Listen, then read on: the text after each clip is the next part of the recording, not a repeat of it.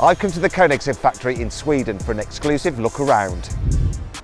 I'm going to explore the inner workings of this secret facility with Christian von Koniksegue. Together we'll uncover how his company's unusual history led to its most powerful car, the 2,300 horsepower Gemera. I'll even get to see a brand new engine being tested, and I'll learn what's next for Koniksegue. But first, let's meet the man who started it all. I'm here with Christian von Koniksegue, here at Koniksegue in Ängelholm, Sweden. But I want to start off with how it all began, because back when you were 22, 1994, you found the company. I'm basically my final year at university. You're starting a hypercar company. You what? So I actually started my first company when I was 19, buying and selling plastic bags, ballpoint pens, frozen chicken, just trying to make some money so that I could build a car. 3 years later, when I was 22, I had made a little bit of money. So I started, and 2 years later, I had a driving prototype that still drives around today.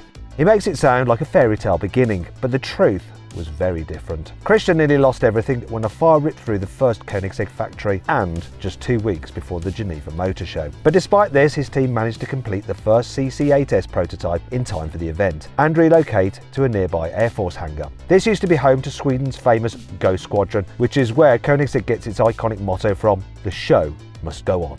But despite the rocky start, Christian did manage to save a few mementos from those early days, which he keeps in his office, and that's where we're headed next. This is the model I made back in 1994 when I started the company. The only reason why this exists is because it was lost in 1998 in the US, and then it was it came up on an eBay auction like 6-7 years ago, and then I bought it back for peanuts. But if it wouldn't have been lost and found, it wouldn't exist because it would have been lost in the fire. Yes. So this is one of the few things I have from the early days. But Christian's love of cars goes back much further than that, and it comes from a place I'd never have guessed. So when I was about 6 years old, there was this stop-motion movie from Norway called Pinchcliffe Grand Prix about a bicycle repairman who built this car. So it's got a 12-liter engine in the front, it's got a rocket engine in the rear, 4-wheel drive, it runs on ethanol, and it races against Can-Ams and Porsches and Ferraris and wins the race. My father told me that when we went out of the theater, I told him that I want to be like that bicycle repairman when I grow up. I want to build a car like that. And Christian's dream is coming true with the new Gemera, which is the most powerful car Koniksegue has ever made. And I was about to be one of the first people outside the company to see an actual production version being built. But as we walked over to the factory floor, Christian had an admission to make. I recently bought my first Koniksegue a few years ago because all the money I ever made, it was just put back in the company, because that was my dream was not to drive my own car or have my own car, it was to build cars. Yes. But eventually I could also afford to buy one. I bought a used one first. And that just shows like the commitment to the business. Everything is reinvested. Exactly. So this is the Jesco production line. So here you have 10 stations. We push the car forward a station every third day. So a little bit more than one car output per week on this line here. Over there you have what we call PDT, where we have test driving of the produced cars. So they're checking over the quality of them before they go to customers. Checklist and start them, and then we have wheel alignment here, and then it kind of cycles a few times, checklist, checks everything, tightens things, and then polish it up like it had never been driven, of course. As we worked our way down the production line towards the Gemera, I realised something. Most Koniksegue owners will never see all the stunning details that go into their cars, and I think Christian might be missing a trick here. It's quite interesting actually looking at your cars, because when you look at the three big like hypercar makers, Bugatti, I think of Pagani, and I think of you guys, and you've all got like this slightly different approach. And I say Pagani is very much about like the design aesthetic. Sure. You see all the beauty and stuff. Of course. And you guys actually have like similar levels of beauty. You just hide a lot of it away. Yeah, it's underneath the skin. I mean, is that kind of Swedish? Is that a Swedish mentality? I guess it's just we're equally focused on everything, not only that. Maybe we're going to show it a little bit more in the future, because there's so much beauty hidden underneath. So this is interesting here. We've got a much more finished car, and I like this colour. It's beautiful. Wow. Our finish, we take no hostages. If you're used to looking at paint, you push your eye along that surface. There is no orange peel? There is no orange peel. We drive our painters insane with our I've just got a new Porsche. It's quite orange peely. Look at, I mean, this is a negatively curved surface. This is almost impossible. Positive are easy to make. Then we have this very particular Koenigsegg finish we call K&C. So if you run your hand up and down on this, you actually feel the fibers. So this is not only not lacquered, it's also wet sanded away the thin epoxy layer that comes from the production process that everyone else would keep. So it's the purest form of carbon fiber we can imagine. We do entire cars unpainted like this in KNC. And that obviously adds cost, doesn't it? Yeah, because it's the level of perfection and craftsmanship is insane. The last time I experienced anything like this attention to detail was when I visited Toyota's GR factory in Japan, where they build the GR Yaris. Koenigsegg is obviously on another level, but there's something quite Japanese about Christian's approach to building cars. And that wasn't the only thing, as I realised when he was showing me around a partially built Jesko. And, I noticed you've got a Seiko watch on. Yes, yes. Do you like Japanese products? I do, actually. I like the precision engineering of Japanese. I like Japanese cars. I like Japanese technology. Yeah. What's your favourite Japanese car? I guess it's my MX-5 Miata, just because it was the first sports car I ever bought when I was 19. And I still have it after having sold and bought it 3 times over the years and always paid more to buy it back. Still very little money, of course. I've had it for some years now, and it's just memory lane, no power at all. Yeah. Is that 1.6 N8? Yeah, first generation, the black car. Do you still drive it now? Every summer. Miata is always the right answer. I've got an MB. Right, okay. Jack's got an NC. Nice. Yeah, we have actually, Daniel, how many people have Miatas here? 20 employees have Miatas here, exactly. So it's a very popular car. But the new Gemera is about as far removed from a Mazda MX-5 as you can get. After all, it has 4 seats, 4-wheel drive, a twin-turbo V8 engine, and a hybrid drive system that combined produces 2,300 horsepower. Here we have the Gemera production line, where we are still mostly building test cars, but we have the first customer car on the line. The very first? Yes. Okay, so if you're lucky enough to be the very first customer of a Gemera, here is your car. Is this one? Not this one, okay, it's over at the start of the line. Right. So how many test cars do you build? Depends. The Gemera we did the biggest. I think it was like 15 test cars. 15 test cars, yes. 300 production cars. Yes. And what do you do? Like many manufacturers, they crush their test cars. Obviously, you're not going to do that. No. We crash test them, and eventually some of them we crush when they're completely beaten up. But the test cars we try to keep for as long as possible as test cars, and then we can revamp them into new nice cars eventually, put them in a museum, and eventually sell them to a collector or something like that, depending on how many we have. Either this one or that one is the first customer chassis. So they're going on the line now. And we manufacture the chassis right over here. Oh, they're actually in the process of making one right now, so we can have a little look. So all carbon fiber tub. From axle to axle, it's 65,000 Newton meters per degree torsional rigidity. So it's the highest of any car I've ever heard. In the stiffer chassis you have, the softer suspension you can have with the same degree of control. The reason why it's so stiff is because we have this huge opening with no B-pillar that we needed to reinforce a lot for side crash, because there's no B-pillar to help you.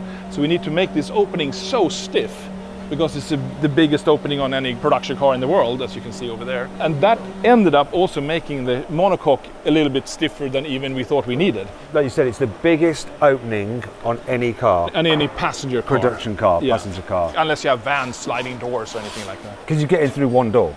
Yeah, exactly. So you can sit in the car in the showroom. So you open the door, you can parallel park this far away from another car, and you can jump in 2 2-meter persons, or 4 actually, but from one side, 2 2-meter persons simultaneously without moving the seat with one door. And this is a great example of Christian's unusual approach to designing cars. He's more like an inventor than a pure engineer. And he loves to get involved with every single area of developing a new car, including manufacturing parts that no other car maker would dream of, as I found out when he showed me some fully built Gemera prototypes. Here we can see some of the test cars of the Gemera. And this is your most powerful car, isn't it? Yeah. So you make a lot of the components yourself. So then, what about where do you source the motor from? You don't make that yourself, do you? The e-motor. Do you? Oh, we do, yeah. What? Okay. We don't make the batteries? Oh, we do. Okay. We don't make the cells. Okay, yes. The cells we collaborate with manufacturers.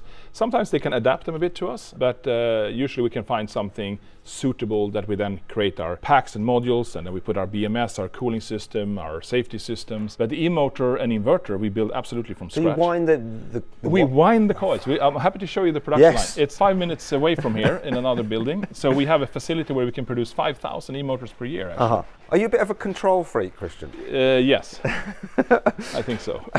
Yeah, so this is another test car. So when you say test car, these are the ones that you're developing, so you go out and test different components on them? Yeah, absolutely. We do endurance testing, we do winter testing. This one. So it'll all go back together again, you'll get it out there on the runway. Try a new part, check something out, put some test part in, run it hard, take it out. So things like that. What's the quickest recorded in one of your cars? How many kilometers an hour? 452 or 57. Is it the fastest production car in the world? As far as we are aware, meaning a car that a customer can buy and drive and that's capable of that speed. The other brand's record seems to be like a more of one-off pre-production stuff that you don't give in the hands of the owners. It's the Jesko Absolute, isn't it? No, it was the Agera RS actually. Oh, was it? Yes. It's still the Agera. So that was 2017. Yeah. The Jesko Absolute we haven't proven the top speed of yet. Right, it's theoretical then. Yes. Okay. We are hoping to have a tire capable of doing this in the near future. So that's kind of the thing we're waiting for to be able to prove how fast it can be. And this is why Koenigsegg keeps hold of so many prototypes like this Jesko Absolute. They're all being used to test new developments, which could be rolled out to customers months or even years after their cars have been delivered. But before we take a look at some of the incredible engineering that goes into these cars, I wanted to ask Christian some important questions. So Christian, out of all the cars you created, which is your favourite? Not necessarily in terms of outright performance, the one that means the most to you. I get that question quite a lot, and then I always start thinking about that car is nice like this and that, but I think it's very simple. The first one is absolutely not the best one and not the most beautiful or anything, but it was the impossible becoming possible that made everything else possible. So therefore I enjoy it the most. Which one do you actually own though? A CCR. A CCR. And a CC850. For me, CC850. Yeah. I just love the look of it because I love the look of the CC8. Yeah, the original, the OG. I love that. Attack or Absolute? From a beauty perspective, Absolute, and practical as well, since you can have luggage, and it's a little bit more softly sprung. Around a track, of course, an Attack, more downforce, stiffer, and if you like to go to the track on the weekends and on the road on normal days, Attack is maybe better, but this is amazing on the track as well. It's more driftable, because you have less downforce, it's more softly sprung, so it's super fun on a track. You can look like a drift hero with it. Obviously, the new Gemera hasn't been designed to hit 300 miles an hour like a Jesko Absolute, or smash lap records like a Jesko Attack. Instead, it's a technological flagship. It's basically Koenigsegg showing the world exactly what it's capable of. And one of the most unusual bits of tech developed for this car is the bizarre 3-cylinder engine that Christian wanted to show me. So where are we now? Now we're in hangar 4, which is one of our 2 prototype hangars, and in this corner of the hangar we have the free valve development department. Almost every internal combustion engine ever made uses a camshaft to control when the intake and exhaust valves open and close. But Koenigsegg has developed a new kind of engine that can independently control each valve using pneumatic, hydraulic and electromagnetic actuators. These can precisely control how much air enters the cylinder at any time, which means the valves themselves can replace the butterfly valves you get in traditional throttle bodies. And this means there's absolutely zero delay when you hit the accelerator. Free valve engines also have the potential to reduce emissions in a pretty unusual and quite violent way. We can turn the engine into a flamethrower at cold start with the help of the valve timing to heat up the catalytic converter like this. And 90% of the emissions from a combustion engine comes the first 20 seconds before the catalytic converter is warm. So if we can warm that up in 7 seconds instead of 20, you sort of half your emissions on a driving cycle. So here is a test rig, so you have the actuators up here. Yeah. So it's a 2-liter 3-cylinder with 600 horsepower. And I can see the valves in there. Yeah, normal valves. So there's your inlet. Yeah. Or is that exhaust? That's inlet, and then you have the exhaust here. Yeah. So then you get rid of the chain drive or the belt drive, so the engine is a little bit shorter as well. It looks like a straight 6 because it has 6 pipes in the header manifold, and 1 pipe from each cylinder goes to 1 turbo, and the other pipe from each cylinder goes to another turbo. So up to 3000 RPM, we only open 1 exhaust valve and force all the exhaust gases to 1 small turbo. So we get full spool up at 1700 RPM. We have 600 Newton meters at 1700 RPM from a 2-liter 3-cylinder engine. That's free valve. Yes. Wow. That's the same torque as a 3-litre twin-turbo straight 6 in a new BMW M2, but 1000 RPM earlier in the rev range. So this engine sounds like a win-win situation, but there's a catch. Despite appearing in the original Gemera show car, Christian decided not to offer the free valve engine in the production version. Instead, it's getting a 5-litre V8. So what changed? Well, before we can answer that question, I wanted to learn a bit more about these incredible V8 engines. So your first car had a Ford engine, didn't it? Actually, the first car had an Audi engine. Oh, okay. The absolute first one. The CC? The CC. And we hoped to buy engines from Audi, and they said yes first, and then they said no after we built the car. And then I found another engine in Italy, a flat 12-cylinder boxer engine that we built the whole car around and put in. But then I realized this modular platform from Ford, overhead camshafts, modern. It was just a good starting point, I felt. Then we did our own connecting rods, pistons, camshafts, put supercharging on it, dry sumped it. So like maybe it was 40-50% Ford parts and the rest very custom. And we got out 655 horsepower of the first homologated one, and then up to 800, but that was it for that. So for the CCX, we started casting our own blocks and then our own heads, and then we moved on from there. So. And there's something special about it. Haven't you got the lightest crankshaft or something? We can have a look at it here. Yeah, that's correct. So this is flat plane? This is flat plane for the Jesko and Gemera. And then we have our pistons here. Got to show you the piston, because this is attention to detail. No one's going to see this, right? Literally no one is seeing that, apart from the engineer. And this conrod is quite special in its design. It's very lightweight compared to its strength. And if you look here, I don't know if it's a bit tiny text to read. Okay, so there's a little message on it. It's impossible to lead by following, therefore I am different. No one's seeing that, Christian? Apart from the engineer. So Koenigsegg is famous for doing things differently. How do you decide, yes, we'll do that one, no, that's harebrained, we're not going to do that one? And what things have you said no to? I think it's a quite a fluid process. It's like one thing leads to another with the Gemera. Like halfway down the development cycle of it, one engineer put the Jesko V8 in, and it didn't fully fit, but I kind of walked past and said, hang on a second, how is that possible? That should not fit there. Oh, it kind of does and it kind of doesn't. So no, I can't unsee that. You know, what would that mean for the car? It's like, how is that even possible? And then we had developed the LST for the Jesko and started getting super fascinated of what a game changer that transmission was. And then, hang on a second, if we wrap this around and do this, we can make this most exciting car on planet Earth, and it happens to be a four-seater. We just cannot not do that, even though it means it will prolong the project a bit. But Christian didn't make this decision alone. First, he had to speak to everyone who bought a build slot for the Gemera to make sure they'd be happy getting a 5-litre V8 instead of a 2-litre 3-cylinder engine. And you know what? Almost all of them said yes. I wonder why. But even though the engine was almost fully developed at this point, Christian realised the entire layout had to be completely redesigned, or else the whole V8 Gemera project would be dead on arrival. Hey guys. Hello. So here we can see this is a Gemera Hot V engine. So the difference between the Gemera and the Jesko is that to squeeze in the V8 in the Gemera, we needed to make it narrower. So we could not have the exhaust on the side here. So we flipped everything around, made new heads and changed a lot of things and put the exhaust up top, and then a different kind of flush intake on the side to squeeze it into the Gemera. So the new heads, new intake, new exhaust, new dry sump, new turbos, new intercoolers, new controller. But the actual combustion chamber process is very similar in timing. So fundamentally, combustion-wise, is very similar. So this is hooked up to the dynamometer there, which is... Yeah, this is an engine brake dynamometer. So we can brake up to 2,000 horsepower here. So. And what you're running this one on at the moment? Is it E85? Let's ask, I don't know. What fuel is inside now? Currently run 95. 95. Just, this is standard, so this is if you're filling up... Just pump fuel. Yeah. And are you about to run it up? We're about to start. Yeah, cool. Timing is perfect. They want to see a graph. Can we get like a good old school dyno 95 octane graph. Yes, we can show something. It is cold, so we'd have to heat it up first. So let's see how it behaves, an actual real cold start. So that's the fans, the extraction fans? Yeah.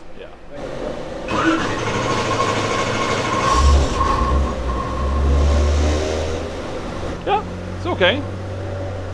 But in the production car, it'll start much faster because you'll use the... Yeah, because, well, not only that, here you have a big weight in the dyno. On the Jesko and the Gemera, there is no flywheel, so it boom, does this. Oh yeah, there's no flywheel? Yeah. And all the kind of funny sounds is these kind of pipes and exhaust here rattling a bit, so... So we're going to let it warm up, yeah. Then we're going to come back and we're going to plot a dyno graph to see how much power it's producing on normal 95 pump fuel. While we waited for that, I wanted to check out the workshops next door, which is where new prototype components are developed. And it's also where Christian's team is literally reinventing the wheel. So here we're coming into our carbon fiber department. This is where you test, you build up new parts. So what are they doing here, for instance? A hollow carbon fiber wheel. And this is part of a development, is it, rather than production? Yeah, let's ask. For which model is this? Which car? Yes.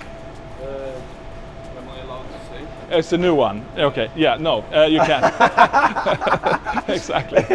It turns out this new wheel design was for the Koenigsegg Sedair Spear. I got to check out this lighter, more powerful version of the Jesko Attack for myself a few months later at the official reveal. But when I was visiting the factory, the whole project was completely top secret. Yeah, luckily it's not easy to see what it looks like. It's a new wheel. But this is interesting. If we're allowed to show, we can blur it out if we need to. How you have your buck that you're working round, and then you're laying the carbon fibre layers on to produce the wheel. Then you'll take this metal bit out, obviously. Yes. How long does it take to make one of these? Probably 3 or 4 days. So you're working on this for 3 or 4 days, and you're basically using the carbon fibre sheets, which they're are pre-cut and marked here. You can see, so you have a certain order to put them in. And how often do you have to go back and like, oh, I laid that one a bit wrong? Pretty often. Really? Yeah. It's like it's such a low tolerance, so it's like everything needs to be perfect. So all these pieces here are for that individual wheel? Correct. And the pieces already put on there, of course. So how many pieces in total make up a wheel? 650 individual carbon fiber pieces going into one wheel over around 3 days from one operator. So then you can count how many people we need to be to build our wheels. Yes. And you can see that this one piece is part of the spoke. So there's a few pieces for the spokes there. Look at that. And you can see the design of it there. And this is for a secret car that's not yet been revealed. We have a patent for this. We call it Air Core. So you can see this is a cutout of a Riviera wheel. It's not the same design, but that's basically how it's made. Same principle, exactly.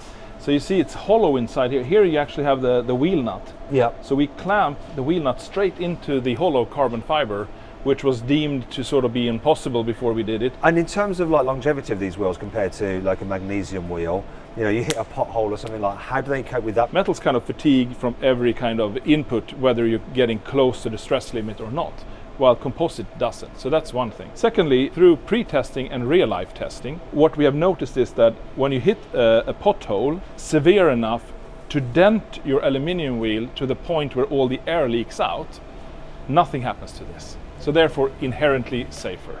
But high strength and looking cool aren't the only reasons why Christian developed these wheels. The biggest advantage they have over conventional alloy wheels is weight. We're talking about 4 kilos lighter per wheel, 16 kilos lighter car, but then it's unsprung. So that means that when you hit the bump, you go back to contact the ground quicker. So you can also have softer suspension as a result. But then you have the gyroscopics effect as well for steering.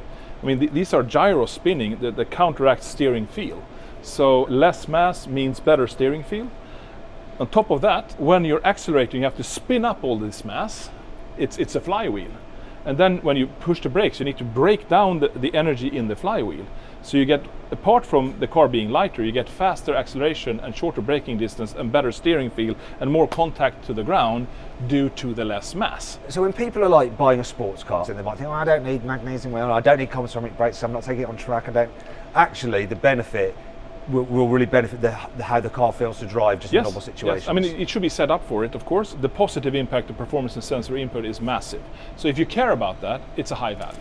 All these carbon fibre components have to be cured in massive heated chambers called autoclaves. These heat up the parts under high pressure, which makes them stronger, lighter, and gives them a better surface finish than a normal industrial oven. But this is where my tour of Christian's high-tech factory took a slightly unexpected turn. So, autoclaves. This one is kind of funny, you know.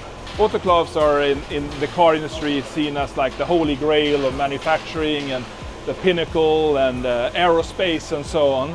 This is a re-threading tractor tire autoclave from the 60s that we rebuilt and found in a scrapyard. You found it in a scrapyard? Yeah. Wow. To buy a new autoclave of this size, we have 3 of them in Spain. They're around like 400,000 euro. I think with the rebuild and the scrap everything, this was around 150,000 euro when we had no money back in the day, and it's just worked fine. But if you look here, let's see, 1974. Yes, look at this plaque. So it wasn't for carbon fibre, obviously, it was for melting rubber. Yeah, exactly. So it's like this super high tech. In reality, it's also very similar to something very rudimentary. I've already seen how Christian likes to engineer and build his own parts, often regardless of cost. But there are exceptions to this rule, because an old tractor tyre autoclave isn't the only piece of equipment he's repurposed over the years. I can't show you the insides, but I can show you the outsides of this. So this is our new US Viper system. So US? yeah, with the CC850, we have a little bit lower glass than on previous car comparisons width. And there are regulations for the sweeping area of the windshield wiper. And we actually, for many, many years, there was one standard component we kept on using because it was so good.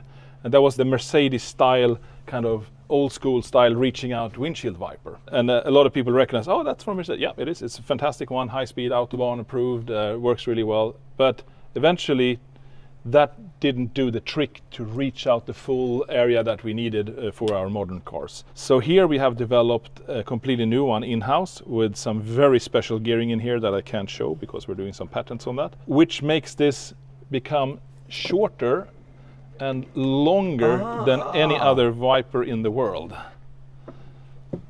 Right, yes, it reaches out to do the corners, a bit like your hand. You can see how far it reaches out. You see, that's crazy, this stretch from here to here. A thing you don't think about, but it's a pretty big undertaking to make it happen. To have this biggest ratio from short to long and make it swipe and be lightweight. But then we got word that the Gemera development engine was finally ready for its dyno run. We're hot now. We're hot? Good. Okay. Do one pull?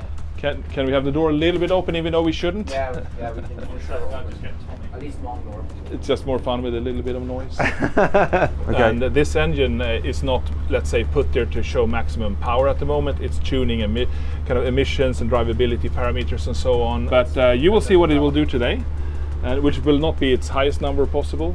But interesting to keep in mind, 95 octane fuel. Right. Even on this fuel, we can go higher like we do on the Esco. Okay. Are you ready? Let's do a pull then. Step into 2000. See the dry sump tank there on the side, so we have a window so we see what's going on. That's the same tank as in the car, in the Gemera. Here we go.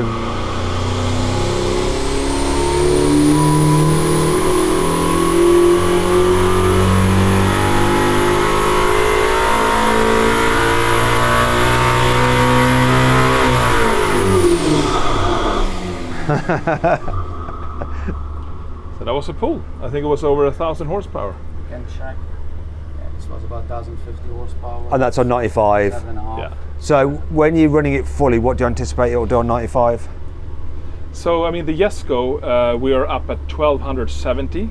So this has slightly smaller turbos, so which means the boost be a little bit earlier. So I would say over 1,200 at least. That's the target, yes. The orange one is our torque curve. So you're getting to peak torque about there. 4.5 RPM, we hit 1,100 Newton meters. And which is your power curve, this? So then the green one is the power curve. Okay. So here we hit 1,050 horsepower at 7.5. So we have a little bit more headroom, which we are still under development. Right, so you're going to get this power curve, the green, going a bit more like that? Right, Yes, correct. Okay, you're still developing the engine now before they go to the customer? You're correct. I mean, we keep on doing this even to Esco engines and other engines to run them over time, to put even more mileage on in for service, To see what development, happens. to see what happens. So this is kind of endless work.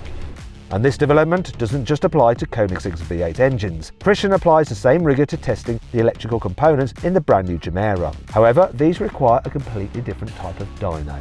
So this is a Gemera four-wheel drive drivetrain in our chassis dyno, so we can test and develop the whole drivetrain without having the car in the way. We can go in and have a little look. It's pretty Do you cool. test, like once the car's all put together, or beforehand, the customer cars and their power outputs and their performance on these systems? Yes, we run each customer engine on the production dyno. Then we test each car on the airfield up to 300 kilometers per hour with full braking.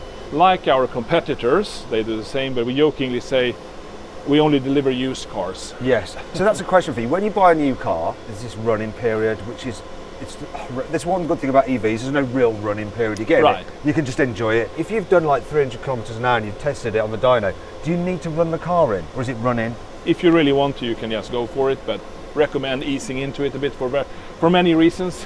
Yeah, I would imagine that quite a lot of your customers are quite impatient.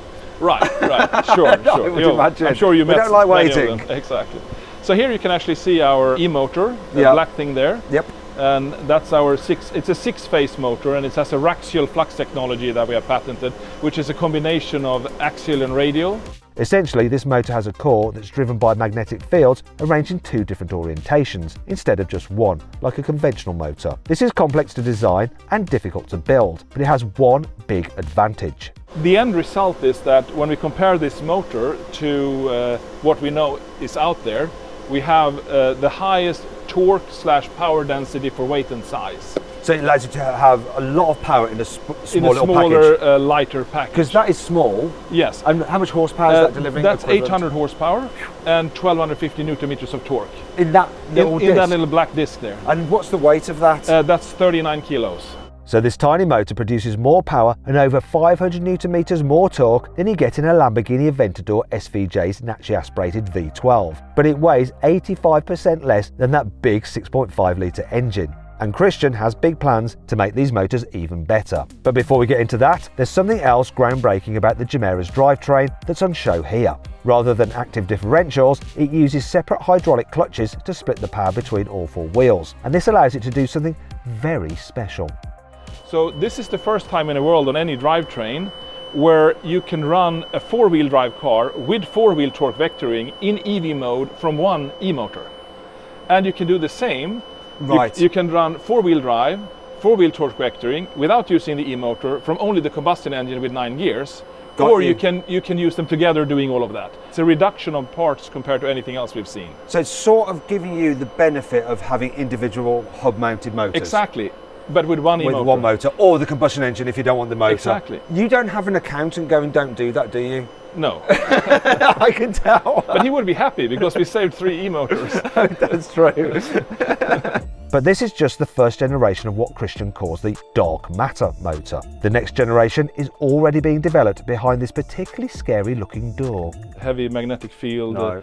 Electric shock, Right. so no pacemaker. There's some secret sauces in here, so we might have to edit the video. That's fine. But just give a little glimpse Okay, yes, let's do it. of what's going on here.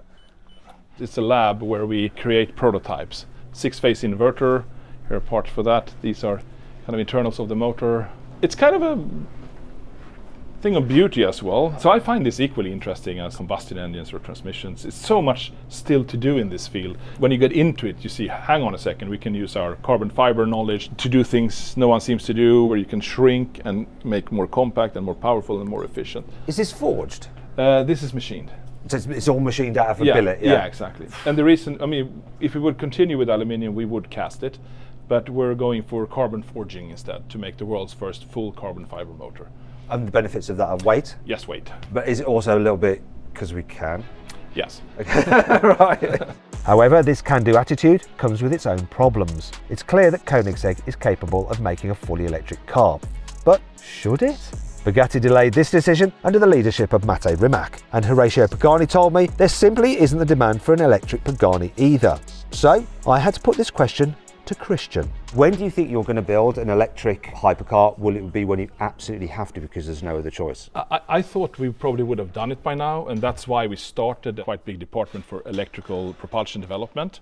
But then we realized that the customer really enjoys the combustion engine, and if we focus on renewable fuels and efficient packaging and lightweight, we can make a fantastic mixture where we actually benefit from the hybrid drive for the excitement and enjoyment, like in the Gemera here, and make worth of the investment and prepare us for the future when we maybe really need to do only EVs, but who knows? Mm-hmm. And in the meantime, we'll just have fun with it. So that's kind of where we're at with it. It's a bit of a hedge, and making sure the car benefits from it in the meantime. I was beginning to understand why the Gemera costs around $2.7 million, or over £2 million.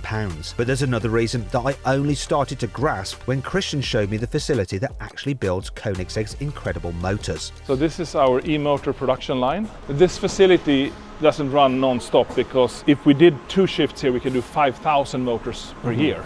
And we don't have that need at the moment, but we have a lot of interest from outside parties when they're looking for maximum power and torque density to size and don't care about price, then they can come to us. Also, this kind of comes back to like the price of the cars. Part of what you're paying is this to be standing still. As well, of course. Yeah, you are, because if you way, want it in the car, you need this unit. Yeah. And output volumes are low, so at times you're paying for a machine. in a normal production facility, that is working all the the time. time. Of course. Yeah, that's true. And this is, let's see if I can open this up. Again, no pacemaker here. This is Rotor magnetizing. yeah, I don't know how to open this actually. I shouldn't touch it. It's a hollow carbon So this fiber is the rotor. We used our wheel technology to make this hollow. Okay, yeah. So it's And where's the light- magnets? These are the magnets. These are the magnets, and this bit spins. Yes.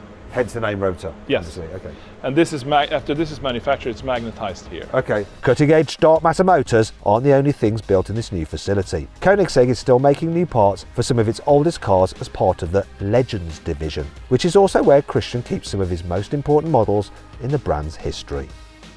That's a Gira drivetrain. Here you actually have the engine part of the chassis. So this is bolted to the monocoque, and that's the actual dry sump frame of the engine. So this was someone's car? This is kind of a spare part rear end, Right. basically. Might it be needed? Who knows? But you built it. Yeah, exactly. So how do you end up building this extra one? Was it a plan, or was it? No, it kind of came about out of having parts, having time, making use of it, making a spare part kit kind of thing, something like that. But it may never get used. Could be.